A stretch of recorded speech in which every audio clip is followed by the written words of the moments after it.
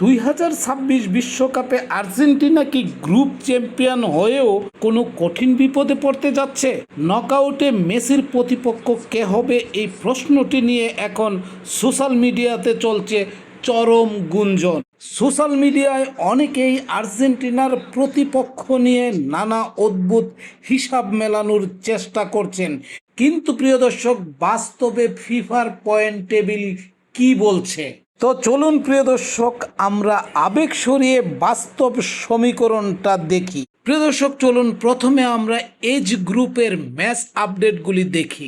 Spain কেপা Verde এবং Saudi আরবের সাথে 2টি ম্যাচ খেলে নিজেদের খাতায় 4 পয়েন্ট যোগ করেছে। কেপা ভার্দে স্পেন এবং উরুগুয়ের সাথে খেলে 2 ড্রয়ের মাধ্যমে নিজেদের খাতায় যোগ করেছে 2 পয়েন্ট। উরুগুয়ে কেপা ভার্দে এবং সৌদি আরবের সাথে 2টি ম্যাচে অংশ নিয়ে 2 ম্যাচে ড্র করে নিজেদের খাতায় যোগ করেছে 2 পয়েন্ট। সৌদি আরব 2 খেলায় একটিতে পরাজিত, অপরটিতে ড্র করে তাদের খাতায় যোগ করেছে 1 পয়েন্ট। তো প্রিয় দর্শক, এবার আসুন কার কত পয়েন্ট সেটা এক নজরে দেখা যাক। স্পেন 4, কেপা ভার্দে 2, উরুগুয়ে 2, সৌদি আরব 1। প্রিয় দর্শক, এই 4টা দলের মধ্যে কে কতটা গোল পেয়েছে চলুন এক নজরে দেখা যাক। স্পেন 4 গোল, উরুগুয়ে 3 গোল, কেপা ভার্দে 2 গোল, সৌদি আরব 1 গোল।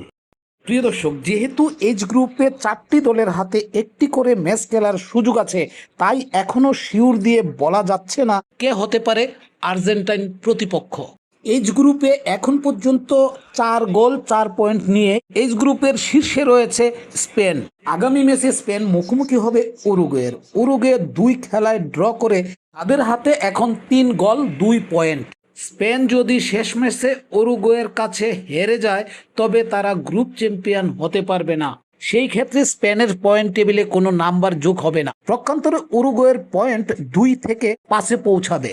সেক্ষেত্রে স্পেন হবে ওই গ্রুপের রানার্স আপ, আর শেষ 32 নকআউট পর্বে স্পেনকে দেখা যাবে আর্জেন্টিনার প্রতিপক্ষ দল হিসাবে। এবার আসেন উরুগুয়ের কথা বলি। স্পেন উরুগুয়ে খেলায় যদি ড্র হয় আর ওইদিকে কেপা ভার্দে যদি সৌদি আরবের সাথে হেরে যায়, তাহলে উরুগুয়ে হবে এজ গ্রুপের রানার্স আপ দল। সেক্ষেত্রে উরুগুয়ে হবে আর্জেন্টিনার প্রতিপক্ষ। উরুগুয়ের মতো কেপ ভার্দেও 2 ম্যাচে ড্র করে 2 গোলে 2 পয়েন্টের মালিক। উরুগুয়ে যদি স্পেনের কাছে হেরে যায় এবং কেপ ভার্দে যদি সৌদি আরবকে হারিয়ে দেয়, তবে Cape Verde group runners up হয়ে যাবে। সেই ক্ষেত্রে কেপ ভার্দেকে দেখা যাবে আর্জেন্টাইন প্রতিপক্ষ হিসাবে। সৌদি আরব 2 খেলায় 1 খেলায় পরাজিত আর আরেক খেলায় ড্রয়ের মাধ্যমে 1 গোল 1 পয়েন্ট নিয়ে গ্রুপ পর্বের শেষ ম্যাচে মোকাবেলা করবে শক্তিশালী কেপ ভার্দেকে। এটি কিছুটা কঠিন হলেও গাণিতিকভাবে সম্ভব। সৌদি আরব যদি তাদের শেষ ম্যাচে বড় ব্যবধানে জয় পায় এবং টেবিলের অন্য দলগুলোর গোল ব্যবধানের হিসাব আর্জেন্টিনার পক্ষে থাকে, তবে সৌদি আরব রানার্স আপ হয়ে আসতে পারে।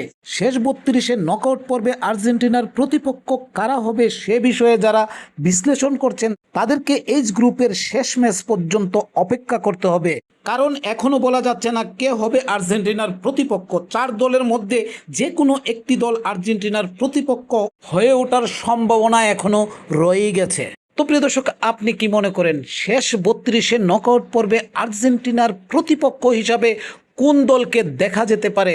আপনার কাছে এই প্রশ্ন রেখে আজকের ভিডিও থেকে বিদায় নেব। প্রিয় দর্শক, দেখা হবে আগামী পর্বে 2026 বিশ্বকাপের অন্য কোনো ম্যাচ আপডেট নিয়ে। ততক্ষণ পর্যন্ত প্রিয় দর্শক, আপনারা ভালো থাকুন, সুস্থ থাকুন আর নিরাপদে পথ চলুন। আল্লাহ হাফেজ।